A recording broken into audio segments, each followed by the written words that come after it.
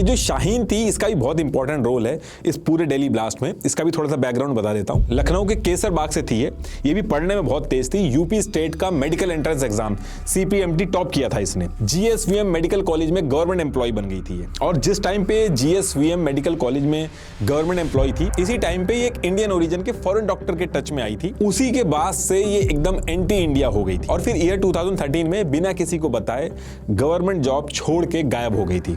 Department ने इसको multiple notice भेजे लेकिन कुछ इसका पता नहीं चल पाया।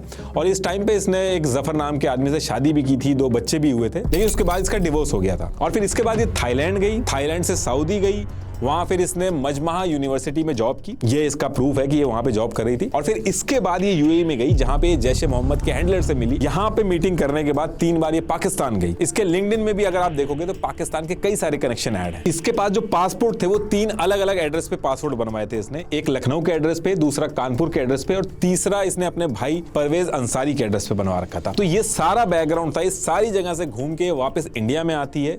गवर्नमेंट जॉब से एब्सकॉन्ड थी, बिना किसी लेटर, बिना किसी NOC के, उमर लोगों के साथ 1 महीने पहले अल-फलाह यूनिवर्सिटी ज्वाइन कर लेती है। अल-फलाह यूनिवर्सिटी कोई NOC नहीं मांगता इससे। अब अल-फलाह यूनिवर्सिटी के अंदर ये सारे लोग मिलते हैं। अब ये कोई कोइंसिडेंस था कि यहाँ पे आके मिले या पहले से प्लान था, ये तो अभी डिस्क्लोज नहीं हुआ है। लेकिन ये लोग कॉन्टिन्यूअसली वाइब कॉल्स और एनक्रिप्टेड मैसेजेस के थ्रू जम्मू एंड कश्मीर में जो इरफान था उससे कनेक्टेड थे। प्लान ये था कि ये लोग इंडिया की मल्टीपल सिटीज में कोऑर्डिनेटेड तरीके से एक बहुत बड़े लेवल का हमला करेंगे। मुजम्मिल और शाहीन थे, ये यही फरीदाबाद की अल-फलाह यूनिवर्सिटी में रुकते हैं और धीरे धीरे करके फंड्स और रॉ मटेरियल इकट्ठा करना चालू करते हैं। अब इसके बाद मुजम्मिल और शाहीन हरियाणा के अंदर लक्ष्मी बीज भंडार और मदन बीज भंडार से थोड़ा थोड़ा करके अमोनियम नाइट्रेट और NPK फर्टिलाइजर खरीदना स्टार्ट करते हैं ताकि बम बनाया जा सके। ऐसे कर करके इन्होंने अलग अलग जगह से 1600 kg अमोनियम नाइट्रेट और NPK फर्टिलाइजर इकट्ठा कर लिया था। और मुजम्मिल और शाहीन जब ये बम के लिए रॉ मटेरियल और फर्टिलाइजर इकट्ठा कर रहे थे तो ये दोनों को एक दूसरे से प्यार हो जाता। शाहीन का डिवोर्स हुआ था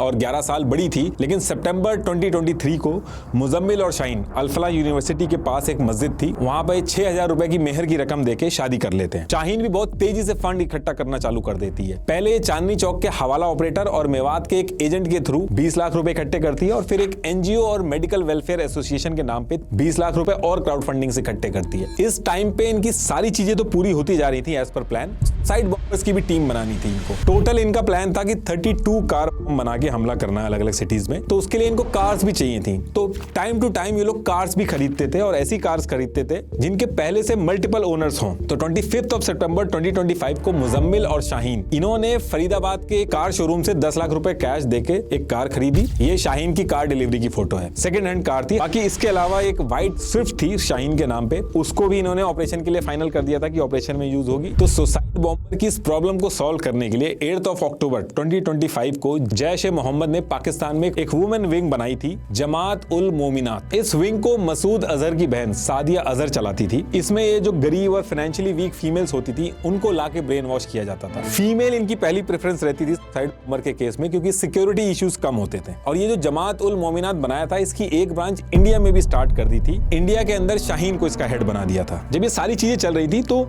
शाहीन के मोबाइल के अंदर 2 कॉन्टैक्ट थे जो मैडम X और मैडम Z के नाम से सेव थे। शाहीन ये जितने भी कोऑर्डिनेशन करती थी इन सारे कामों से रिलेटेड इन्हीं 2 नंबर से करती थी। इसमें एक मैसेज भी मिला था जिसमें शाहीन ने कोड वर्ड में लिखा था, ऑपरेशन के लिए मेडिसिन की कमी नहीं होनी चाहिए। तो देखिए ये सारे अरेंजमेंट जब ये लोग कर रहे थे, ये करते करते अक्टूबर 2025 का टाइम आ जाता है। इस टाइम पे ऑलमोस्ट सारी प्लानिंग कर ली थी इन्होंने। प्लान इनका ये था कि दिवाली पे हमला करेंगे, लेकिन सिक्योरिटी बहुत ज्यादा टाइट थी और इनका प्लान पूरी तरीके से कंप्लीट भी नहीं हुआ था। तो दिवाली का टाइम ये कैंसिल कर देते हैं और उसके बाद ये डेट फिक्स करते हैं 6 दिसंबर 2025 की। इस दिन ये लोग डिसाइड करते हैं कि 6 अलग अलग सिटीज में सीरियल ब्लास्ट करेंगे और इस पूरे ऑपरेशन का इन्होंने नाम रखा था ऑपरेशन D6।